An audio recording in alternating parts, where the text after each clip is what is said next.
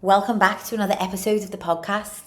I am going to kick off by saying thank you. If you've chose to put this episode on and you choose week in and week out to listen to the Fit and Unfiltered pod, I am deeply grateful. Thank you so much. If you are new to the podcast, ladies, I think this week's episode is going to, I'm hoping that it's going to deliver some great value because we are going to talk through how to adapt your routine as we move into summer, how to adapt your routine when the kids break up, when the holidays are impending, as the social occasions are starting to come around thick and fast, because I know so many women struggle with this.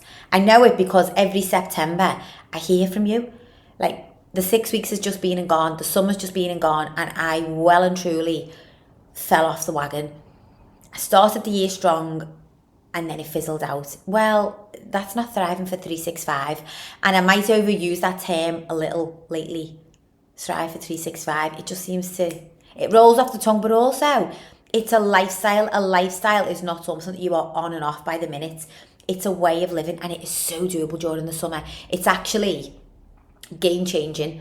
And so we're going to talk through today how to adapt your routine, because we're not meant to go into the summer months following the same rigid plan that we follow in the weeks and the months preceding summer. Like, we've got to be able to be flexible and be willing to adapt without feeling as though we're letting go of our progress.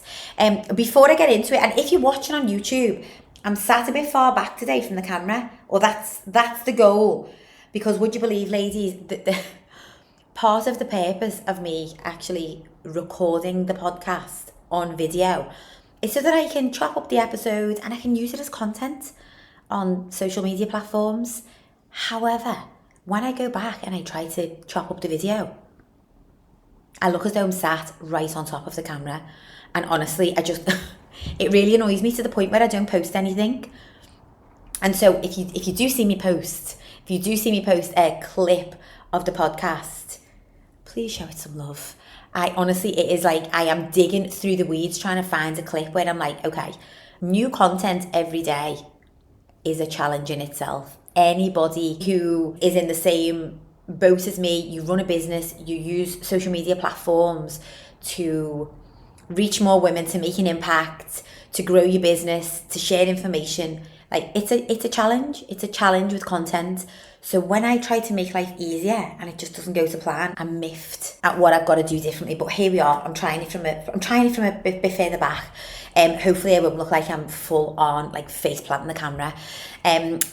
Really, the housekeeping, the first one is the podcast has been shortlisted for a British Fitness Award. British Fitness Final Award? I don't know, I keep saying the British Finals. I'm like, it's not the British Finals, it's the British Fitness Awards.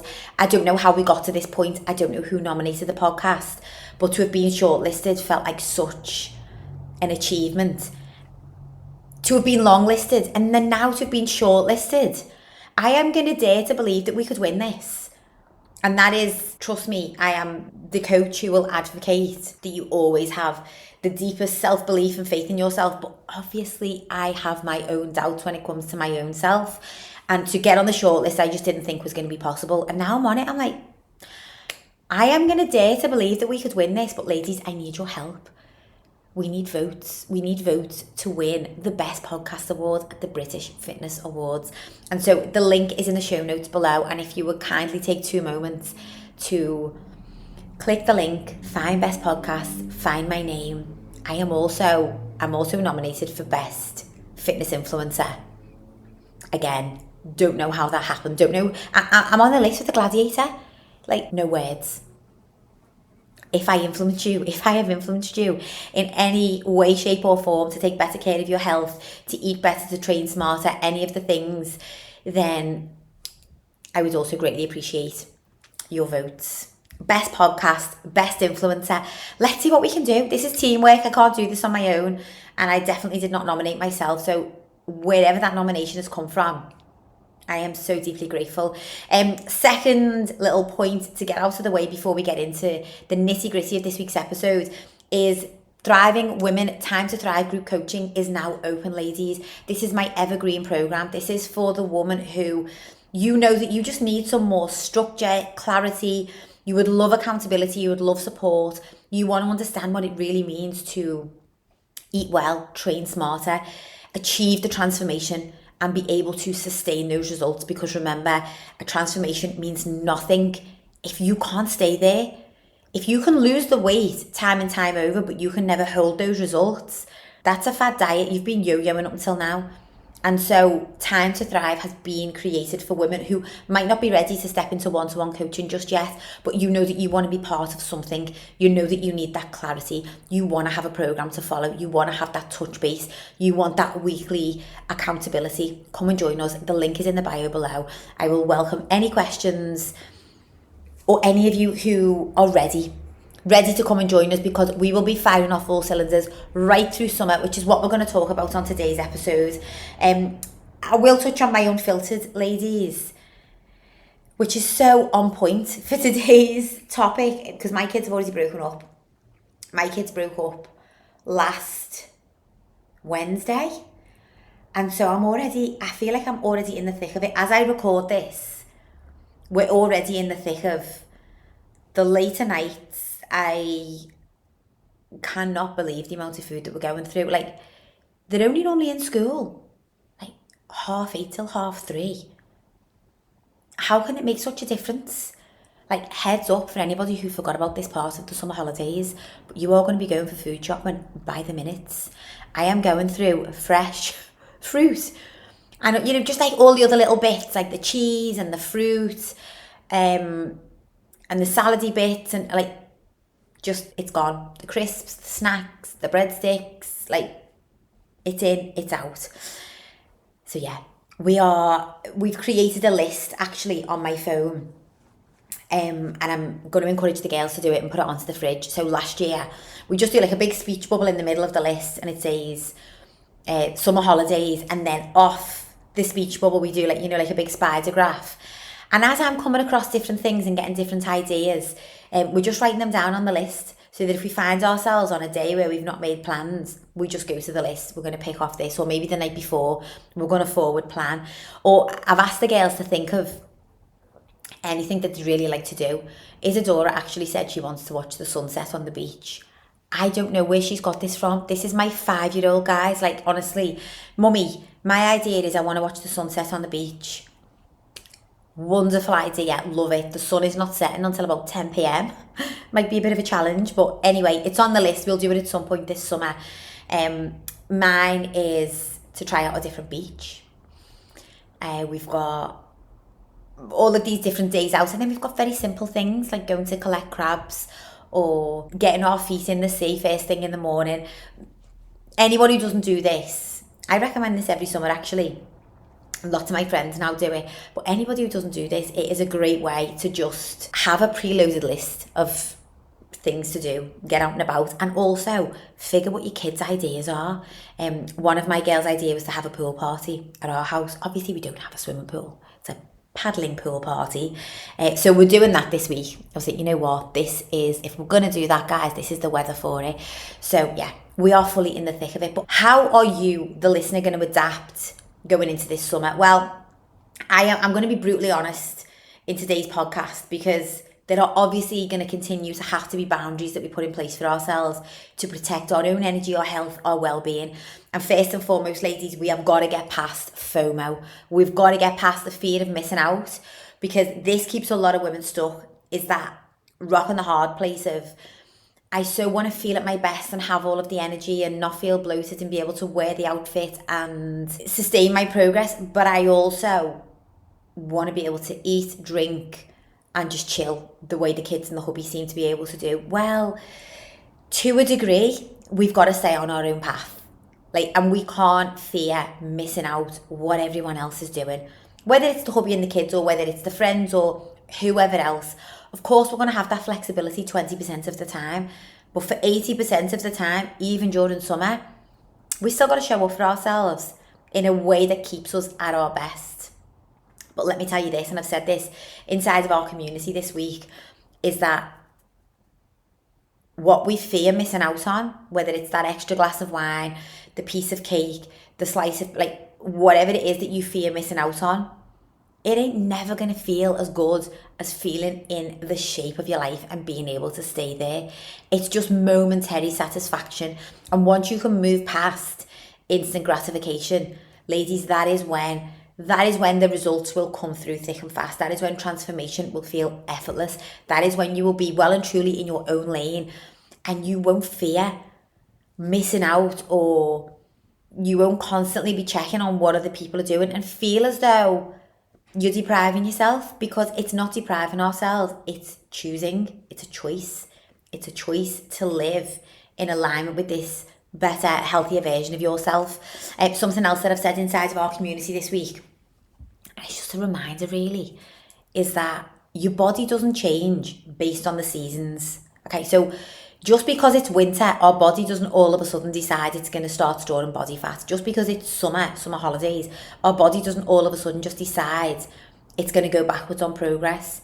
Your habits and your behaviours are what determine your physical results, always. So if you know that your body goes through massive fluctuations based on the season, you know, spring you might lose the weight, summer you might gain the weight, autumn you might lose the weight, winter you regain the weight. That is a direct reflection of habits and behaviours. That's a direct reflection of when you're dialed in versus when you're not. So all we need to do is we just need to iron out these kinks, so that on those seasons or on those weeks or on those periods where you feel there's no other option than to completely fall off, that's just where we need to smarten up. You might already have 6 months of the year dialed in, but we need to know how to adapt that. And so, number one is, instead of feeling as though we've got to take our typical routine into the summer, we're going to be a little bit more flexible. You ladies know I am massive on non-negotiables. If you can anchor yourself to a set of non-negotiables, not only are you going to get into a rhythm and a routine and create better habits and behaviours, but you build mental resilience, because every time you check off that non-negotiables list, you instantly feel accomplished. And again, for a lot of women, I think part of the battle is self-belief. It's believing that you can get to where you want to be. And so having non-negotiables that are doable but challenging is what I would normally say. So, and everything's a challenge. Like, it's going to be a challenge to get out the back door and get the morning sunlight versus the easy option to pick up your phone and scroll. It's going to feel like a challenge to get out and get the 10,000 steps when you could sit in and chill. It's a challenge, but it's doable. And the minute that you can set those non-negotiables and follow through on them, you start to build this self-belief. We start to build that mental muscle. However, in the summer, we need to have flexibility to some degree with our non-negotiables. So I would normally say, instead of anchoring down to 5, let's pick 2 or 3. Let's pick 2 or 3 that are really going to drive the needle, that are really going to keep you in the driver's seat. So for me, general movement, that's got to be. We know that if there's one thing that's going to probably flex out a little bit, it's going to be the nutrition, the diet. So the one surefire way to keep that under control, to keep a lid on in versus out energy management, is keep your general movement up. This has got to be a non-negotiable. It can't be something that you take your eye off. I speak to women who are like, yeah, I didn't really wear my watch. I wasn't really, like, I hadn't charged my watch the night before. Like, if you want to stay in the driver's seat, make it a goal, make it a priority. Like, use what you have to your advantage. Make sure your watch is charged. Put it on. Like, get out, get your steps before your day starts or after dinner or wherever you can. Don't forget, as with everything, it's over the course of a week. So we're not scrutinising any particular day. One particular day out of the week or the month is not going to make a massive difference, grand scheme of things, if you can pull it back. I would always say, look over a 7-day period. So your step count goal, realistically, over a 7-day period, is what we're looking for. Number 2 is protein. It's by far and out the most important macronutrient for fat burning, for satiety, for energy, for keeping us where we want to be when it comes to our results. And I know it's not the easiest macro to get in, and this is why there's so much emphasis on eat that protein, because as life becomes more convenient, getting your protein becomes more challenging. So it's not that protein has become more important or more of a fad in the last couple of years. It's just become increasingly harder to get with a convenient eating lifestyle, which is what a lot of women lead. and a lot of us are lean into during the summer. So I would recommend just like put together a list of convenient protein options. So you've got tuna, you can eat prawns out of the packet, you can get the cooked chickens, or sometimes I will just buy whole chickens, like roast it on a Monday morning, and then you might get 24, 48 hours out of that. You've got cottage cheese, you've got Greek yogurt. I'm trying to think of some of the other quick win protein options. You can use whey protein powder, you can have a shake.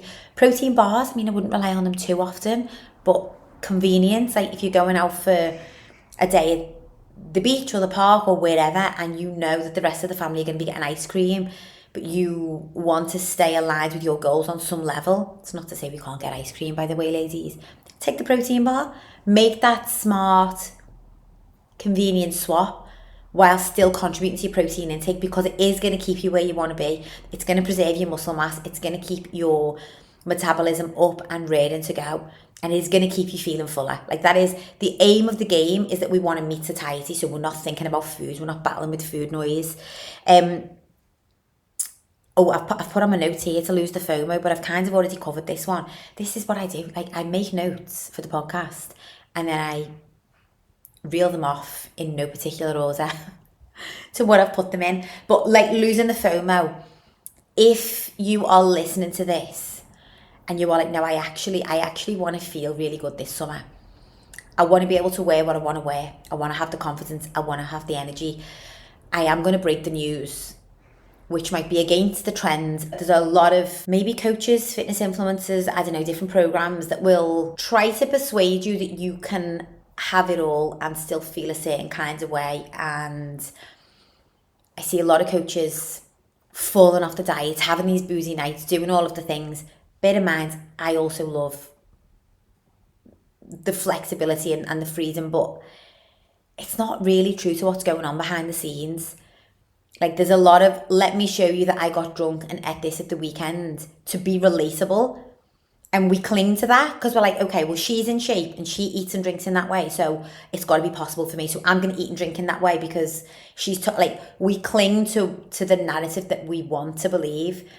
But actually, if you are a woman 35 plus, like I'm in my 40s right now, we've got to make a decision on what we want more, because actually we can't eat junk and drink every weekend and still get the results of the lean, aesthetic, firing off all cylinders, great energy, full body confidence, tip-top health. Like, the two things are not going to align, because the food, the alcohol at the weekend, whilst it's okay to do occasionally, if it becomes part of every single weekend, it absolutely knocks onto your progress. It absolutely knocks onto your ability to show up, your ability to perform, your ability to recover.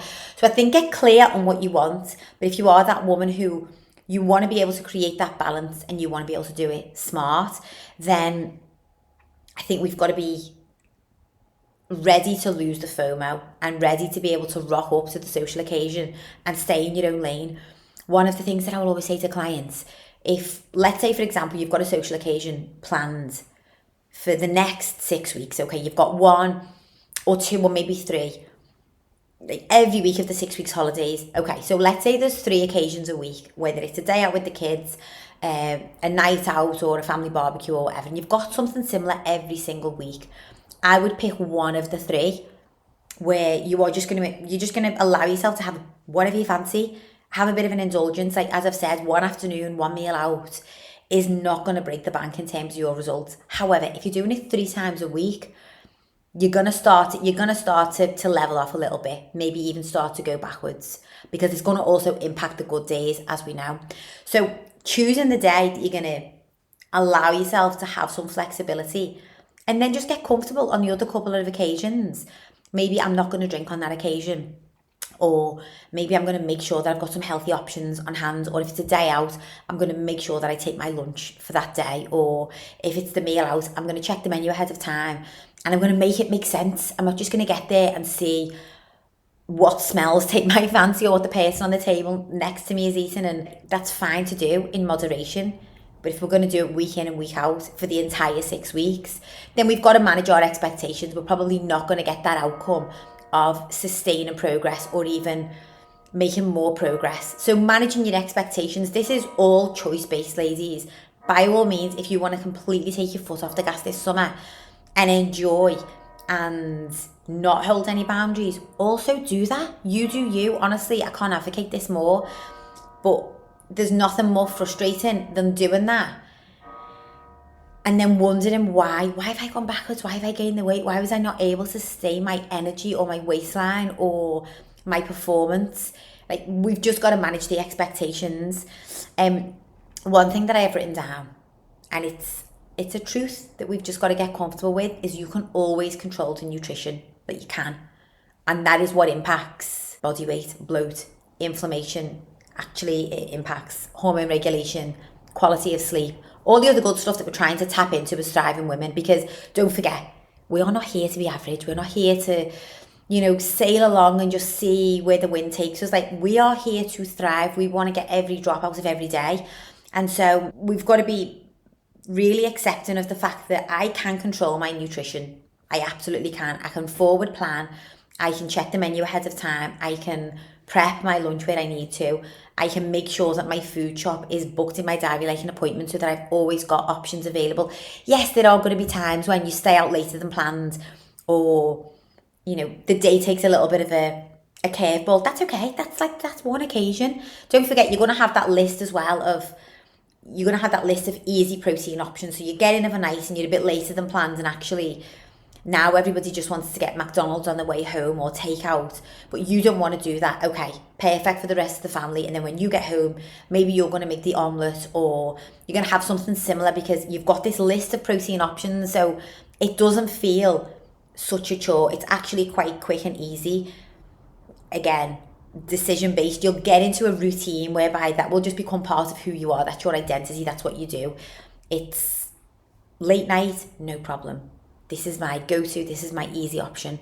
But I think if we can get on board with that, like, I can always control the nutrition. And likewise, the flip side of this, if you have a meal out or you have a day out where you indulge, try not to lose your mind over it. Try not to lose your head over the fact that you've woke up the next day and you feel bloated, or maybe you've jumped on the scales and they've jumped up a couple of pounds, or all of a sudden, like the gym leggings or the shorts that felt comfortable yesterday don't feel so comfortable today. Understand that the process of digestion requires your body to retain fluid, and if you're digesting more food or different, or there's alcohol in the mix, your body's just going to retain that fluid for a little bit longer than usual. Like, nothing wild has happened. But the way I see this impact women mentally is that we then almost sabotage. Like, it's self-soothing to sabotage, and I've definitely been there. I'll share a little story on this. A little bit of an intense moment a couple of weeks ago, something to do with one of the kids, and I got a bit stressed about it. And then I found myself, like, we have this, has anyone had them crisps from Marxie's, like the root vegetable? I mean, they're still caked in sunflower oil, so they've still got all the inflammatory bits and bobs in, but anyway, bits and bobs, ingredients. Anyway, we bought these, I think it's like beetroot, potato, sweet potato, and like parsnip. They are divine. And they were open in the cupboard, and before you know it, I'm standing there and I'm like eating this bag of these bloody root vegetable crisps, and I could not stop. And I was like, wow, that is scary. Like, I have just allowed stress to take over to the point where I'm now like, okay, I'm eating the crisp and I don't care. That might be the first F-bomb I've ever done on the podcast. I apologise to anyone listening. I will refrain from swearing on the podcast, ladies. I know we like to listen to them, maybe with the kids in the background. But okay, that's how easy it is. That is how easy it is to lose the wheel, and all of a sudden, like, self-sabotage is just, it's like a form of self-soothing in the moment. So we want to move away from that. We want to move away from crucifying ourselves if we have a day off plan. That is going to happen. Food is there to be enjoyed. Family barbecues, ice cream down the beach with the kids. Like, these moments in the summer, they're part of the memories that we want to make. It's part of being present. We just can't do it all the time. We can't overindulge to the degree where we get careless We're taking care of ourselves, but we're going to do it. Of course we are. And your body, a healthy human body, will have to do things a little differently if you eat a little differently. So it might result in a bit of bloat, a bit of water retention, a bit of feeling, maybe even like a little stiff or hazy.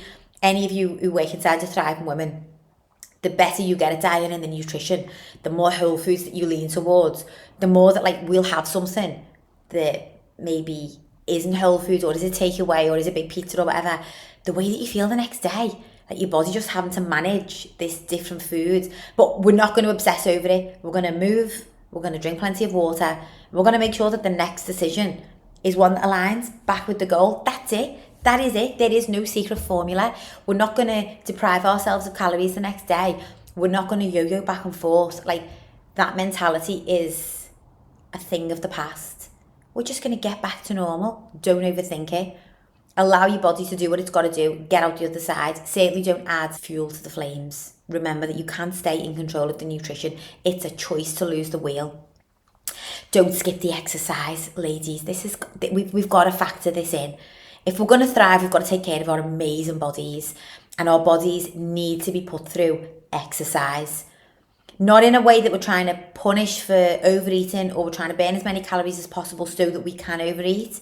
Like, again, old school mentality. The mentality is we're going to offer our body a challenge in the way of, ideally, lifting weights, just picking up the weight and adding some resistance.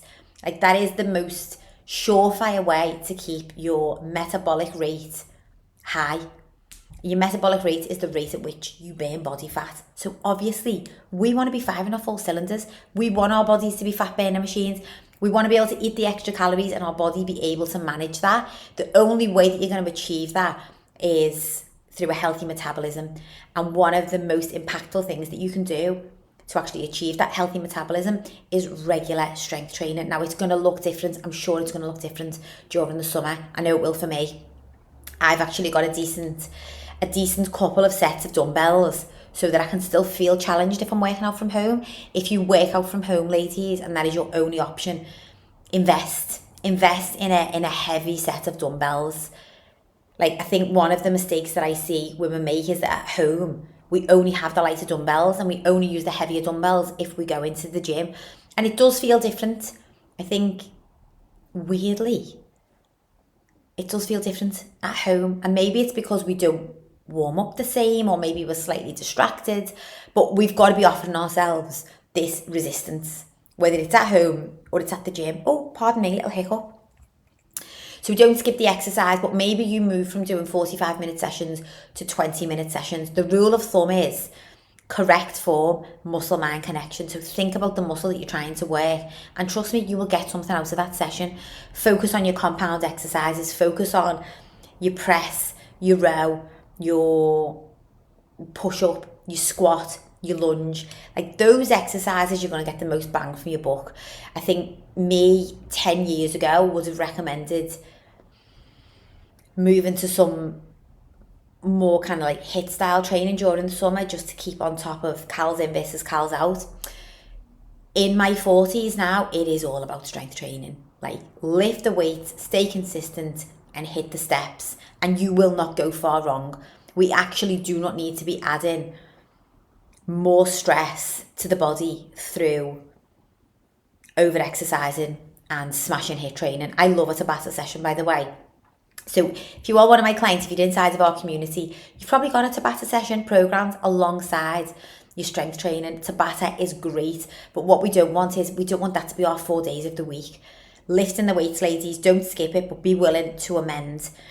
And then the last point is, and this is a mindset shift, and I think it helps to bring everything else that we've spoken about together, and it is just letting go of guilt.